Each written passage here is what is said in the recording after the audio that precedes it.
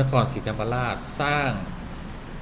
วัดขึ้นมาแห่งแรกเลยเนาะทางใต้แล้วก็เอาอารยธรรมพวกนี้เข้ามาสืบทอดต่อๆกันก็กลายเป็นพุทธพราหมณ์ผีมารวมกันเลยเนื่องจากว่า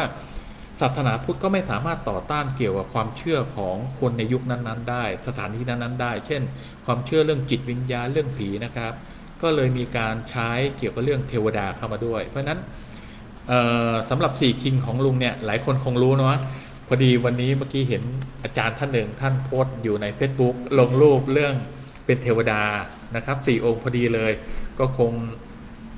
เขียนมาเพื่อจะให้ลุงได้เห็นมั้งนะก็ขอบคุณมากนะครับแล้วก็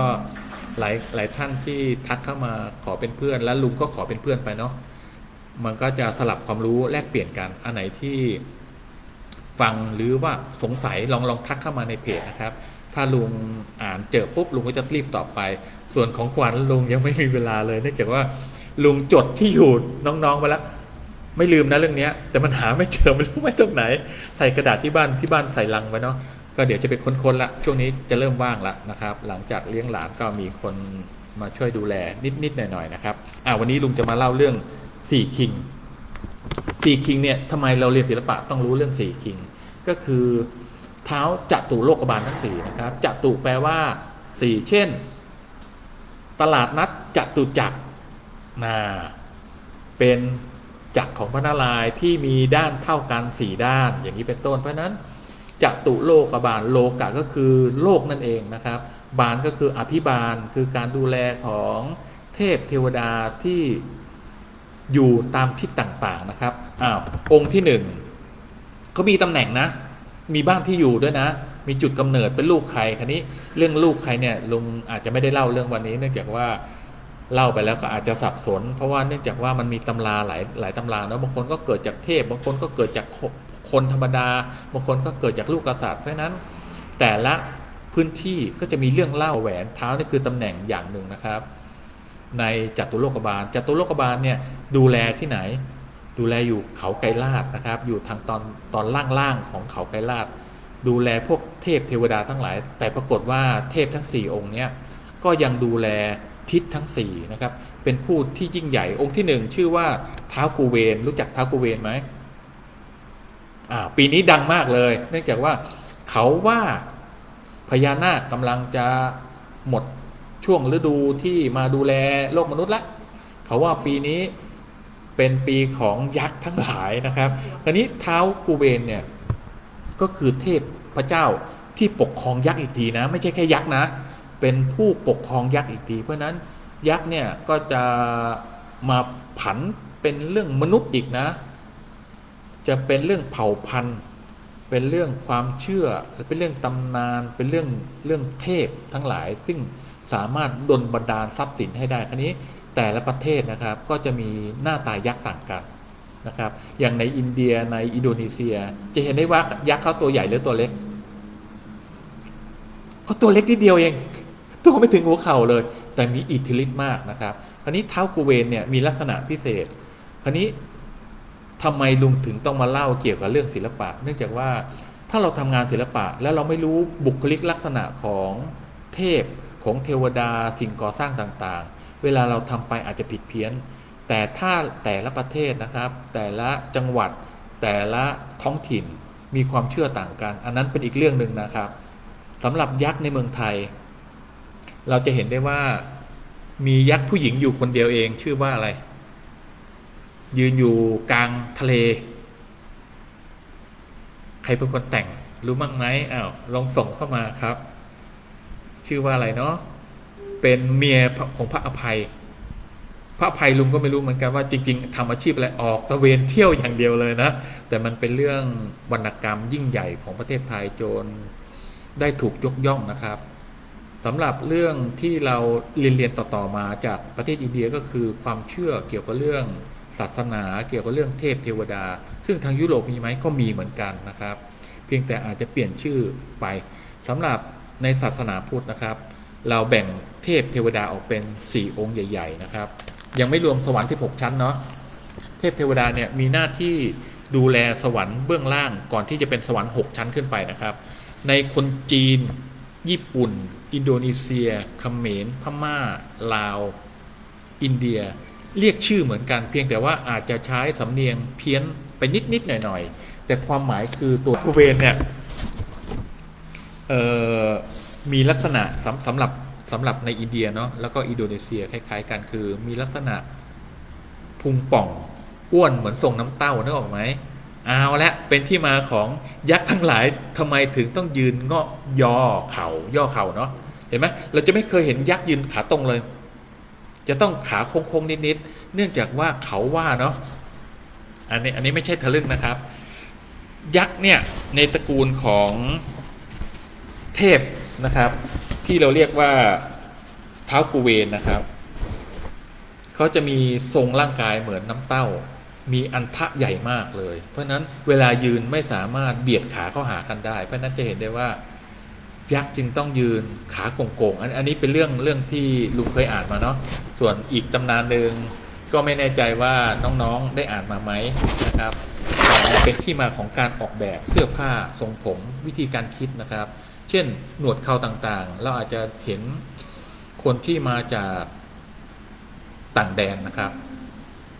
มีหนวดมีเขาตัวใหญ่คนไทยก็เลยไปออกแบบยักษ์ให้มันตัวใหญ่เหมือนพวกฝรั่งมังค่านะครับแล้วก็มีหนวดเขาเห็นไหมจะมีหนวดเขาปรากฏว่ายักษ์ทางอินโดนีเซียมีหนวดหงิมๆเองตัวอ้วนพุงป่องเหมือนกันนะครับแต่มีอิทธิฤทธิ์มากแล้วก็เป็นยักษ์ที่อาจจะถูกสาปกลายไปเป็นหนูบ้างไปเป็นอะไรบ้างอันนี้แล้วแต่ตำนานที่พื้นถิ่นเขาแต่งขึ้นมานะครับคราวนี้จตุมหาราชิกาเนี่ยหรือจตุโลกบาลทั้งสี่เนี่ยอยู่ในหนึ่งสวรรค์ชั้นหนึ่งนะครับในศาสนาพุทธซึ่งมีดาวดึงยามามีดุสิตามีนิมมานลดีแล้วก็มีปรินิมมานสวัสดีนะครับเพราะนั้นวิธีการคิดของศาสนาก็เหมือนกันคืออิงความเชื่อในด้านเขาเรียกอะไรอะเริ่มมีสิ่งศักดิ์สิทธิ์เข้ามาเนาะเพื่อจะให้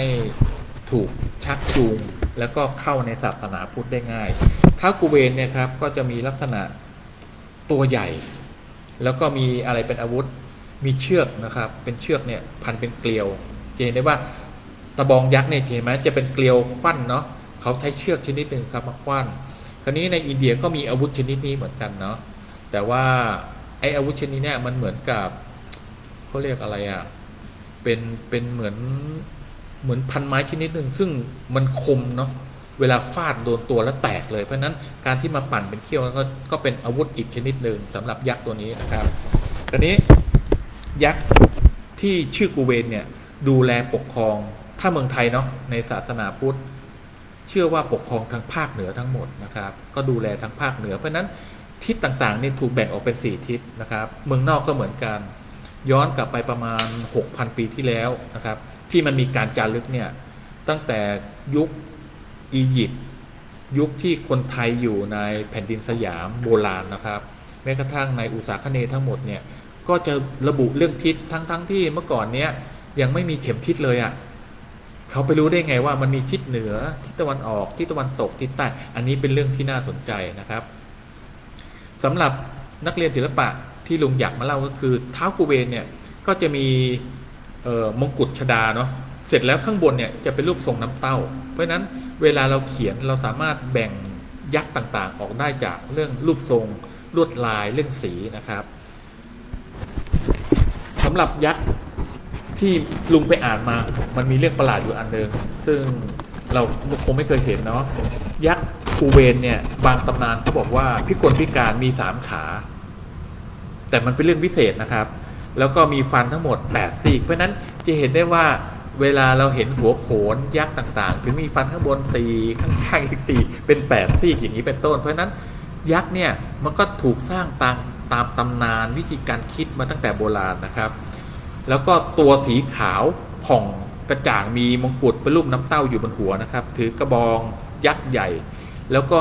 คุมเรื่องเกี่ยวกับวิญญาณต่างๆเพราะนั้นเป็นผู้ที่มีอำนาจมหาศาลเลยเนาะดูแลภาคไหนเนาะภาคเหนือนะครับสำหรับองค์ที่2ชื่อท้าววิรุฬ6นะครับ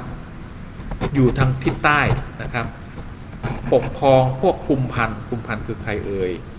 มีองค์สีขาวสมส่วน อันนี้หล่อเหลาเลยนะ รูปร่างดีนะครับ งดงาม แต่ปรากฏว่าหน้าสีแดง แล้วก็มือซ้ายมีงูเลื้อยผ่านมาผ่านฝ่ามือ เพราะนั้นจะเป็นเรื่องวิธีการคิดเรื่องพิษสู้พิษนะครับ อันนี้มันเป็นเรื่องทางจิตวิทยาเนาะมีวิธีการคิดเกี่ยวกับเรื่องเสื้อผ้าหน้าผมเนี่ยมาตั้งแต่โบราณ คราวนี้คนที่เรียนศิลปะมันมีประเภท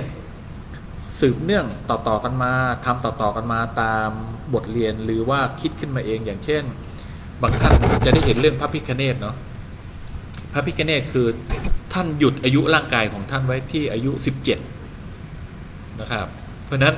พวกเจ้าทรงทั้งหลายอ่านหนังสือเยอะๆอ่านหนังสือเยอะๆนะครับหยุดร่างกายไว้ที่17นะครับส่วนตัวพระแม่อุมาเนี่ยหยุดอายุร่างกายไว้ที่18ส่วนพ่อเนี่ยก็คือหยุดอายุ16เลยยังหนุ่มตลอดเวลาปรากฏว่าในบุคลิกลักษณะของพระพิฆเนศครับจะต้องเป็นผู้ที่มีร่างอ้วนมันหมายถึงผู้ที่กินดีอยู่ดีว่าง่ายเนาะกินดีอยู่ดีแล้วก็หูก็กางออกมาช้างในปกติหูมันไม่ได้กางออกมาเนาะถ้ากางเนี่ยแสดงว่าจะต้องต่อสู้แต่สำหรับพระพิฆเนศเนี่ยหมายถึงเป็นผู้ที่รับฟังหูเลยกางออกมานะครับแล้วก็มีขนมโมทกะทำไมถึงเป็นขนมโมทกะเขามีความเชื่ออีกหลายท่านก็เวลาบวงสรวงเอาพวกอาหารการกินที่เป็นของคาวไปไหว้เทพซึ่งในอินเดียเขาไม่ไหว้ส่วนใหญ่อินเดียก็จะเป็นมังสวิรัติส่วนใหญ่เนาะเพราะนั้นเขาเลยเชื่อว่าเทพเทวดาก็คงเสวยอาหารมังสวิรัติละกันเป็นเรื่องตำนานที่แต่งกันมานะครับขนมโมทกะกับขนมต่างๆที่ถวายองค์พระพิฆเนศเนี่ยจะไม่ได้ผ่านไฟนะไม่ใช่เอามาคั่วแล้วก็ถวายท่านนะเขาห้ามขนมโมทกะคือขนมที่ผ่านจากไอความร้อนของน้ำเท่านั้นนะครับเพราะฉะนั้นขนมต่างๆเวลาถวายองค์เทพต้องเป็นขนมที่ผ่านความละเอียดของความร้อนนะครับเป็นไอน้ำเหมือนบ้านเราก็มีขนมอะไรนะขนมตาลขนมต้มอะไรต่างๆเนี่ยเป็นต้นเพราะฉะนั้นมันเป็นวิธีการคิดและทำไมต้องถวายมะพร้าวเนื่องจากว่าเป็นน้ำชนิดเดียวบนโลกอีก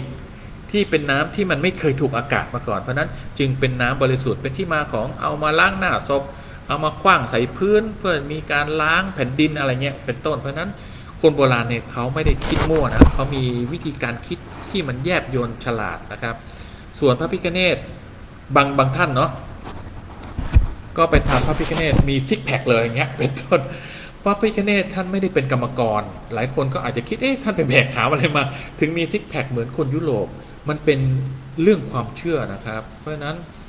ความเชื่อพวกนี้มันถูกสืบต่อกันมานานๆแล้วเนี่ยเราจะต้องทำตามประเพณีด้วยนะครับเช่นเสื่องการแต่งกายแม้กระทั่งช้างอีกองค์หนึ่งที่มีเสียร3เสียรแต่จริงๆท่านมี33เสียรเนาะสิ่งที่ห้ามคือห้ามเอาดอกไม้ไปถวายเนื่องจากว่าเอราวัณเป็นเทวดาเนาะท่านไม่ชอบดอกไม้เพราะนั้นหลายคนลุงเห็นก็เอาไปไหว้กันไหว้ตามที่เขามีวางไว้อะโดยเฉพาะอนุสาวรีย์แห่งหนึ่งอันนี้ลุงโกรธมากเลยเป็นอนุสาวรีย์ที่เป็นบุคคลสำคัญมากของแผ่นดินเลยเนาะปรากฏว่าวันหนึ่งลุงผ่านไป